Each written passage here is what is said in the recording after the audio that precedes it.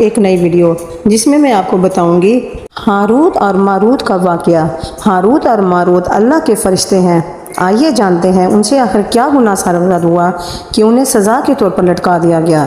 حضرت ادریس کے زمانے میں انسان بہت بدعمل ہو گئے تھے۔ فرشتوں نے بارگاہ الہی میں عرض کیا کہ انسان خلافت کے لائق نہیں ہے، انہیں معزول کر دیا جائے، یا کم از کم خلیفہ یہ رہیں وزیر ہم، تاکہ ہم ان کے بگڑے کام سنبھالیں۔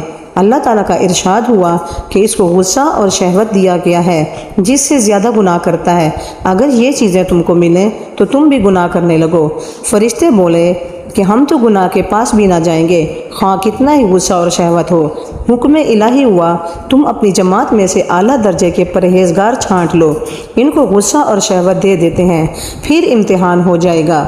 چنانچہ ہاروت اور ماروت جو بڑے ہی عبادت گزار تھے انتخاب میں آ گئے۔ اللہ تبارک و تعالیٰ نے انہیں غصہ